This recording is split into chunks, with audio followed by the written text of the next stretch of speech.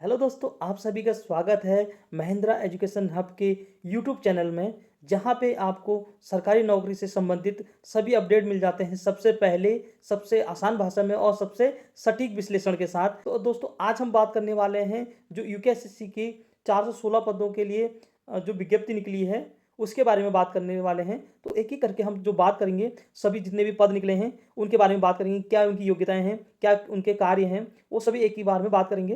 तो दोस्तों, मेरा प्रयास रहता है कि जो भी भर्तियां निकलती हैं, उनका जो विज्ञप्ति निकलती है उसको मैं बहुत ही आसान भाषा में और संक्षिप्त में बनाने की कोशिश करता हूं, जिससे कि जो भी नए बच्चे हैं जो अभी रिसेंटली पास आउट हुए हैं और सरकारी नौकरी की तैयारी करने में लगे हैं, तो उनके लिए बहुत आसानी से समझ सकें उस चीज़ को, ये मेरा उद्देश्य रहता है। तो मैंने इस विज्ञप्ति को भी बहुत आसान भाषा में बनाने की कोशिश की है।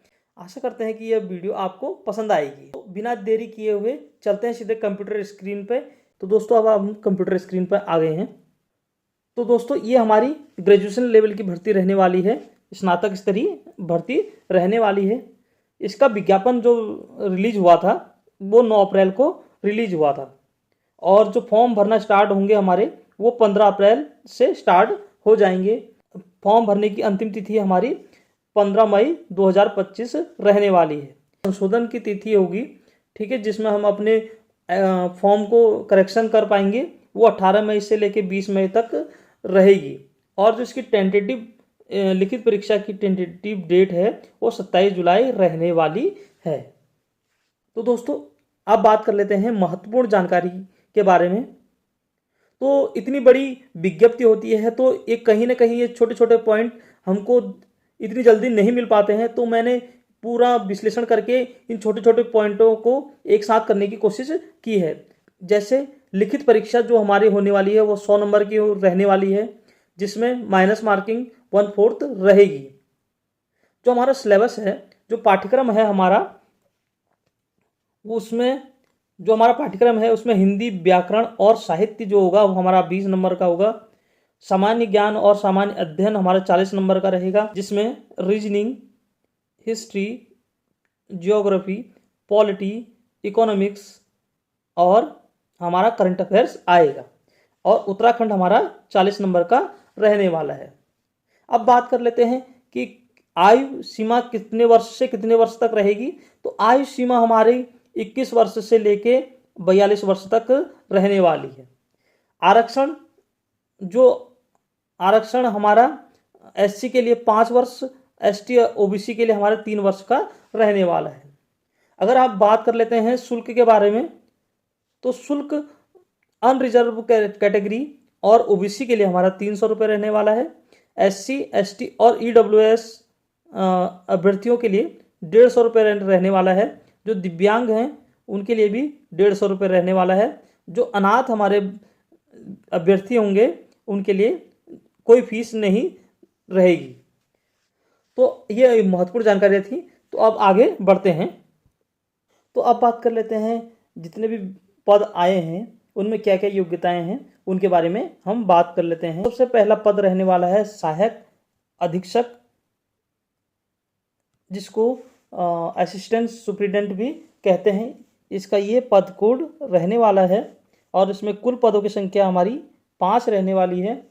और आयु जो है इसमें 21 वर्ष से लेके 42 वर्ष तक रहने वाली है। तो सभी जितने भी पद हैं उसमें आयु सेम है। तो सहायक अधीक्षक का जो वेतनमान है 29,200 से लेके 92,300 तक रहने वाला है। यह लेवल 5 की भर्ती रहने वाली है। अगर अनिवार्य अर्हता की बात कर लेते हैं तो इसमें समाजशास्त्र विषय में स्नातक होना चाहिए, और आपको प्रशासनिक कार्य का 1 वर्ष का अनुभव होना चाहिए। अब बात कर लेते हैं कि जो सहायक अधीक्षक होता है उसका कार्य क्या होता है। तो इसका विभिन्न क्षेत्रों में अलग अलग कार्य होते हैं। जो सहायक अधीक्षक है यह हमारे अधीक्षक के अधीन रहता है, ठीक है, जो प्रशासनिक भूमिका निभाता है। जैसे ये क्या करता है, अधीक्षक को सहायता देता है, नीतियाँ लागू करता है और विभागों के कार्यों को सुचारू रूप से चलाने का कार्य करता है। अब बात कर लेते हैं लेखपाल। लेखपाल के लिए कुल पद 61 पद आए हैं। ठीक है, ये लेवल 5 की पोस्ट रहने वाली है। 29,200 से लेके 92,300 तक इसका वेतनमान रहने वाला है। इसमें स्नातक चाहिए और जो शारीरिक दक्षता के लिए इसमें सिर्फ फिजिकल जो होगा, दौड़ पुरुष के लिए 60 मिनट में 7 किलोमीटर की रनिंग चाहिए और महिलाओं के लिए 35 मिनट में 3.5 किलोमीटर की रनिंग करनी होगी और 1 वर्ष का इसमें प्रशिक्षण होना है। बात कर लेते हैं लेखपाल के कार्यों के बारे में। लेखपाल के जो कार्य होते हैं वो ज़मीन से जुड़े हुए जितने भी काम होते हैं, चाहे ज़मीन से जुड़े हुए काम हो गए, ज़मीन का लेखा जोखा करना, ठीक है, ज़मीन का लेखा जोखा करना, सरकारी नीतियों को ग्राम स्तर तक पहुंचाना और कृषि से जुड़ी हुई जितनी भी समस्याएं होती हैं उनका निराकरण करना हमारा लेखपाल का कार्य होता है। अब बात कर लेते हैं ग्राम विकास अधिकारी, जिसको हम बोलते हैं विलेज डेवलपिंग ऑफिसर या वीडीओ बोलते हैं। ये सबसे ज़्यादा पद इसके आए हैं, 205 पद इसके रहने वाले हैं। लेवल 4 की ये भर्ती रहने वाली है और 25,500 से लेके 81,100 तक इसका वेतनमान रहने वाला है। इसमें सिर्फ स्नातक चाहिए। ठीक है, अब बात कर लेते हैं ग्राम पंचायत विकास अधिकारी। ग्राम पंचायत अधिकारी की पोस्ट हैं, 16 पोस्ट हैं इसमें। ये लेवल 4 की ये भी भर्ती रहने वाली है। 25,500 से लेके 81,100 तक इसका पे लेवल रहने वाला है। इसमें स्नातक के साथ साथ CCC कंप्यूटर प्रमाण पत्र की भी ज़रूरत पड़ेगी। ठीक, अब बात कर लेते हैं कि जो ग्राम विकास अधिकारी है और ग्राम पंचायत अधिकारी जो होते हैं इनका क्या कार्य होता है। ग्रामीण जो भी व्यवस्था है, ग्राम विभिन्न प्रकार के जो बजट होते हैं उनका आवंटन करना, विभिन्न प्रकार की योजनाएं आती हैं उनको लागू करने का कार्य बीडीओ और बीपीडीओ का होता है। अब बात कर लेते हैं स्वागती की 3 पोस्ट रहने वाली है। लेवल 4 की ये भी पोस्ट रहने वाली है। 25,500 से लेके 81,100 तक इसका पे स्केल रहने वाला है। इसमें स्नातक मांगा गया है और हिंदी और अंग्रेजी में बोलने लिखने में निपुण होना चाहिए। कंप्यूटर संचालन का ज्ञान होना चाहिए। स्वागती रिसेप्शनिस्ट बोलते हैं। ये क्या होता है, जैसे विभिन्न जो डिपार्टमेंट होते हैं उनमें जो रिसेप्शन पे जो लोग बैठते हैं उनको स्वागती बोलते हैं। रिसेप्शनिस्ट का कार्य करते हैं, चाहे वो बात करने के लिए, चाहे फ़ोन में बात करने के लिए, या कोई अतिथि आता है तो उसके स्वागत करने के लिए जिन व्यक्तियों की ज़रूरत पड़ती है उसको स्वागती कहते हैं। सहायक स्वागती ये लेवल 2 की जॉब है। 19,200 से लेके 63,200 तक इसका पे स्केल रहने वाला है। इसमें भी सेम स्वागती की तरह ही इसकी योग्यताएं हैं।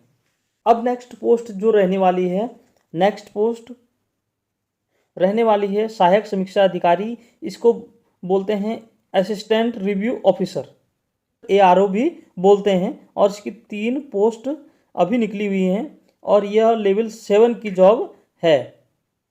ठीक है, इसमें अच्छी खासा इसका पे स्केल है। 44,900 से लेके 1,42,000 तक इसका पे स्केल रहने वाला है। इसमें जो अनिवार्य योग्यता है, सबसे पहले स्नातक होना चाहिए और कंप्यूटर में डिप्लोमा और डॉक का प्रमाण पत्र होना चाहिए। हिंदी टाइपिंग में 4,000 की डिप्रेशन पर आवर का होना चाहिए। नेक्स्ट पोस्ट जो है वो व्यक्तिक सहायक जो है इसकी रहने वाली है। इसको बोलते हैं पर्सनल असिस्टेंट। विभागों में जो बड़े अधिकारी होते हैं उनके लिए जो PA नियुक्त किए जाते हैं उनके लिए ये पोस्ट रहने वाली है। लेवल 6 की ये भी जॉब रहने वाली है। ये अच्छा खासा पे स्केल इसमें भी देखने को मिलता है। 35,400 से लेके 1,12,400 तक इसका पे स्केल रहने वाला है। तो ये भी एक बहुत अच्छी जॉब है। 1 वर्ष का कंप्यूटर का प्रमाण पत्र आपके पास होना चाहिए या स्नातक में कंप्यूटर एक विषय के रूप में रहना चाहिए और हिंदी टाइपिंग में 80 वर्ड पर मिनट या 8,000 की डिप्रेशन पर आवर की स्पीड होनी चाहिए। और अंग्रेजी की बात करें, अंग्रेजी टाइपिंग में 100 वर्ड पर मिनट और 9,000 की डिप्रेशन पर आवर की गति होनी चाहिए। अगर आप दोनों को ही क्वालिफाई कर लेते हैं तो आपको द्विभाषी भत्ता भी मिलेगा। तो अब बात कर लेते हैं पटवारी राजस्व उप निरीक्षक भी इसको बोलते हैं। 119 पोस्ट अभी इस समय इसकी आई हैं। लेवल 5 की जॉब रहने वाली है। 29,200 से लेके 92,300 तक इसका पे स्केल रहने वाला है। तो ये भी काफ़ी अच्छी पोस्ट है। इसके अनिवार्य अर्हताएँ जो हैं, इस आपको स्नातक होना चाहिए। अगर शारीरिक दक्षता की बात करें तो आपको दौड़ पुरुष के लिए 60 मिनट में 1 घंटे में आपको 7 किलोमीटर की रनिंग करनी है और महिलाओं के लिए 35 मिनट में 3.5 किलोमीटर की रनिंग आपको करनी पड़ेगी। शारीरिक मानक की बात करें तो पुरुष की जो ऊंचाई होनी चाहिए 168 सेंटीमीटर होना चाहिए और अगर आपके पास पर्वतीय हिल सर्टिफिकेट है तो आपको 5 सेंटीमीटर की छूट मिल जाएगी। और सीना फुलाव की बात करें तो आपको 84 सेंटीमीटर आपका सीना होना चाहिए और 5 सेंटीमीटर का फुलाव उसमें होना चाहिए। महिलाओं की ऊंचाई की बात करें, उनकी हाइट की बात करें, 152 सेंटीमीटर हाइट होनी चाहिए और 5 सेंटीमीटर का इसमें भी छूट मिलेगी। वजन महिलाओं का 45 किलोग्राम होना चाहिए न्यूनतम, उससे कम नहीं होना चाहिए। तो ये सभी भर्तियां इस प्रकार थी। आशा करते हैं कि ये वीडियो आपको पसंद आई होगी और पसंद आई है तो आप इस वीडियो को लाइक करें और शेयर करें अपने दोस्तों के साथ। ज़्यादा से ज़्यादा आपके दोस्तों की भी मदद हो सके। ऐसी वीडियो देखने के लिए मेरे चैनल को सब्सक्राइब करें और बेल आइकन प्रेस करना ना भूलें।